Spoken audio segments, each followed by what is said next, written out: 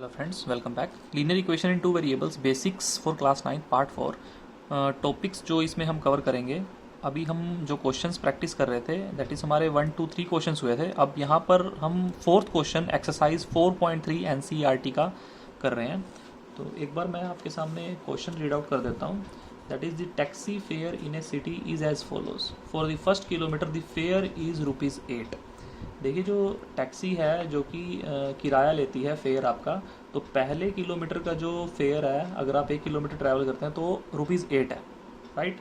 And for the subsequent distance it is ₹5 पर kilometre. और बाकी का जो डिस्टेंस होगा, सपोज करो आप 5 किलोमीटर ट्रैवल करते हो, जो उसमें से फर्स्ट किलोमीटर होगा उसके ₹8 लगेंगे, और बाकी के जो रिमेनिंग 4 किलोमीटर्स हैं उसका ₹5 पर किलोमीटर के अकॉर्डिंग लगेगा। So taking the distance covered as x kilometre. अब टोटल डिस्टेंस उन्होंने x किलोमीटर कवर किया है एंड टोटल फेयर उसका ₹y है। तो write a linear equation for this information and draw its graph. तो आपको इस इन्फॉर्मेशन की लीनियर इक्वेशन बनानी है और उसका आपको ग्राफ ड्रॉ करना है। देखिए, यहाँ पर मैंने लिख दिया है that is fair for first kilometre is ₹8। तो जो पहले किलोमीटर का जो फेयर है वो उसकी कॉस्ट क्या है, ₹8। और बाकी के जो सब्सिक्वेंट डिस्टेंस होगा, बाकी का जो भी सब्सिक्वेंट डिस्टेंस होगा, राइट, उसको हम देखिए किस फॉर्म में लिखेंगे। टोटल डिस्टेंस है हमारे पास x, राइट। टोटल डिस्टेंस जो भी हमने स्टार्टिंग से लेके x तक, जहाँ तक भी कवर किया है उसको हम लिखेंगे x।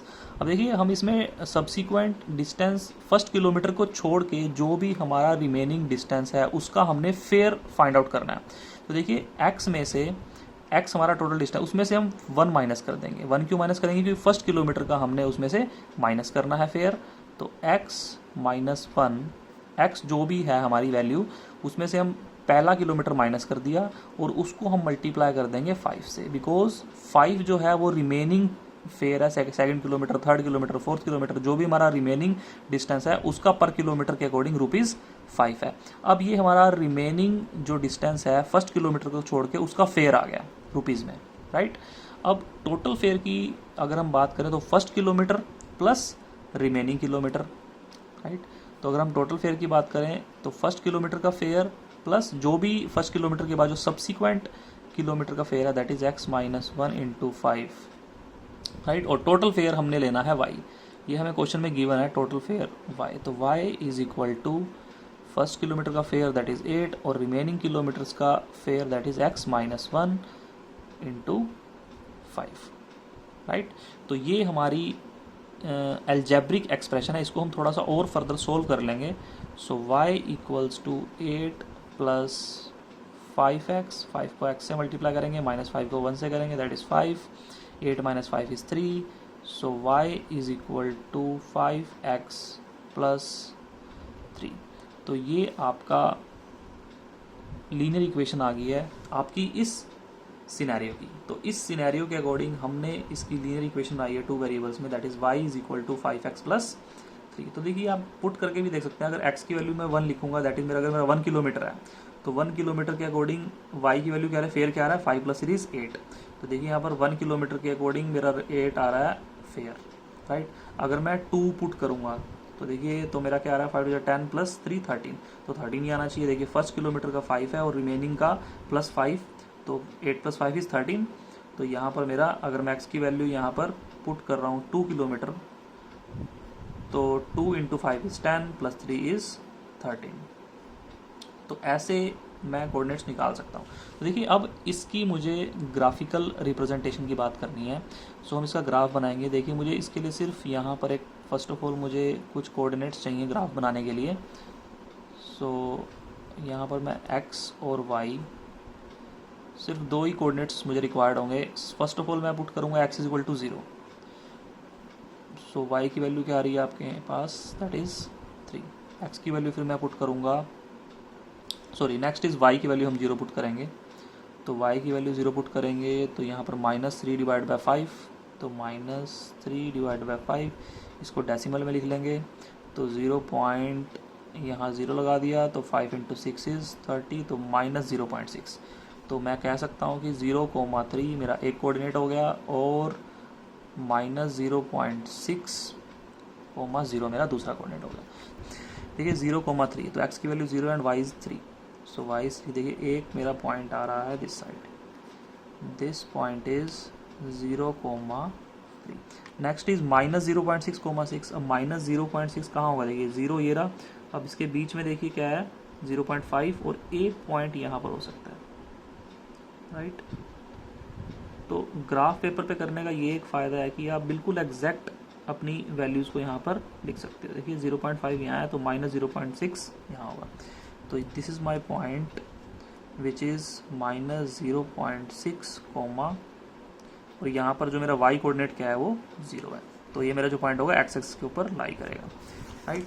अब देखिए मैं यहाँ इन दो पॉइंट्स को ज्वाइन करती हुई एक लाइन ड्रॉ करूँगा, राइट, जो कि मेरी इस लीनियर इक्वेशन की का ग्राफ होगा।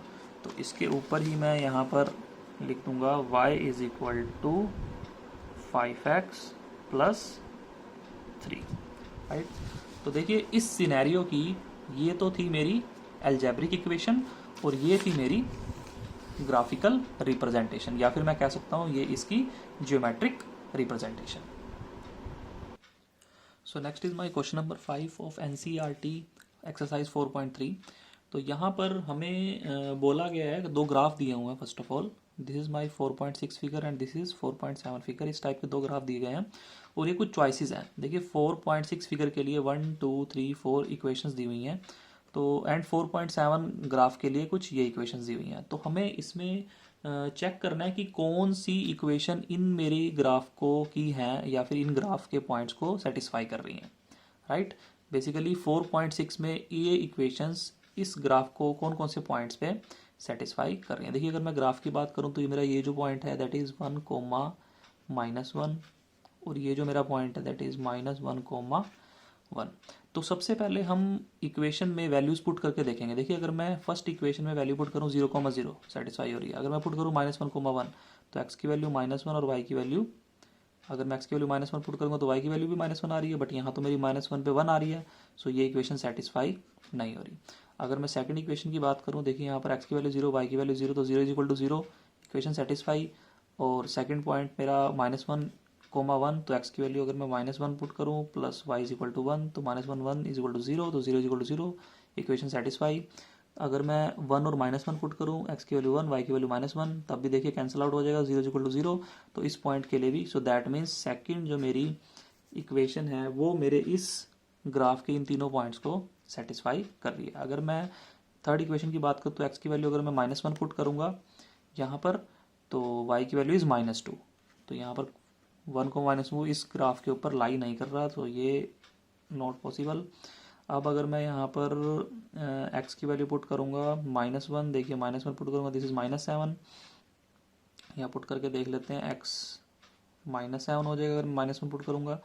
और तो उसके लिए मेरी y की वैल्यू क्या आएगी, -2, सो y divided by 3 that is -9 divided by 3 is -3।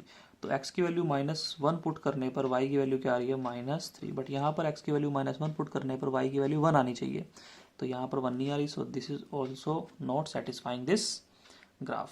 तो यहाँ पर x plus y is equal to 0 is the only equation which is satisfying all these points on this graph. Similarly हमें इस ग्राफ के ऊपर भी जो हमारे पॉइंट्स हैं, दैट इज एक हमारा पॉइंट है यहाँ पर -1,3, तो उसको हम पुट करेंगे, x की वैल्यू -1 पुट करेंगे, तो y की वैल्यू क्या आ रही है मेरी यहाँ पर, -1 प्लस 2 इज +1, तो y की वैल्यू +1 आ रही है, so this is not satisfying. Next is y is equal to x -2, x की वैल्यू मैं -1 पुट करूँगा, तो y की value again is -3, so this is also not satisfying.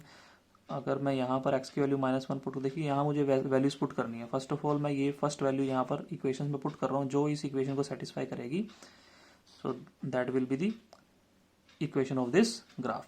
अब थर्ड की बात करें तो यहाँ पर x की वैल्यू अगर मैं -1 पुट करूँगा तो x की जगह -1 और -1, देखिए -1 बाहर है और x को रिप्लेस कर दिया -1 से, +2, तो मैं बात करूँ -1 multiply -1 is +1 +2 is equal to 3, तो यहाँ पर मेरा -1 पुट करने पे +3 आ रहा है, राइट। तो ये मेरी एक पॉसिबल, बट मुझे और भी वैल्यूज चेक करके सेटिस्फाई करना है। देखिए 0,2, एक्स की वैल्यू 0 पुट करूँगा तो वाई की वैल्यू 2 आ रही है, 2,0, अगर मैं एक्स की वैल्यू 2 पुट करूँगा तो वाई की वैल्यू -2 + 2 इज 0, तो वाई की वैल्यू 0 आ रही है। तो तीनों पॉइंट्स के लिए मेरी ये इक्वेशन सेटिस्फाई हो रही है। राइट। फोर्थ को भी एक बार देख लेते हैं। अगर मैं x की वैल्यू पुट करूँगा -1, so y is equal to 6 + 1 is 7, 7 divide by 2, तो नॉट सेटिस्फाइंग। x की वैल्यू पुट करेंगे यहाँ पर 0, तो y is equal to 3 which is again not satisfying. अगर x की वैल्यू मैं 2 पुट करूँगा, देखिए यहाँ 2 पुट करेंगे तो 2 इधर जाके -2, 6 - 2 is 4 divide by 2 is 2, so y is 2 which is not again satisfying. तो ये भी हमारी इक्वेशन सेटिस्फाई नहीं हो रही। तो बेसिकली इस ग्राफ के लिए जो इक्वेशन सेटिस्फाई हो रही है that is x + y equals to 0, और फिगर 4.7 वाले ग्राफ के लिए जो इक्वेशन हमारी पॉइंट्स को सेटिस्फाई कर रही है that is y is equal to -x + 2। That means ये दो इक्वेशंस, इन दोनों, ये इक्वेशन इस ग्राफ को और ये इक्वेशन इस ग्राफ को सेटिस्फाई कर रही है, and that will be our answer. So let's start with the question number 6 of NCERT exercise 4.3. If the work done by a body on application of a constant force is directly proportional to the distance traveled by the body, express this in the form of an equation in two variables and draw the graph of the same by taking the constant force as 5 units. देखिए यहाँ पर मुझे बोल रहे हैं कि जो work done है, राइट, वर्क डन, मैंने किसी ऑब्जेक्ट के ऊपर एक फोर्स अप्लाई किया और उस फोर्स से जो भी वर्क डन है वो किसके डायरेक्टली प्रोपोर्शनल है, डिस्टेंस के।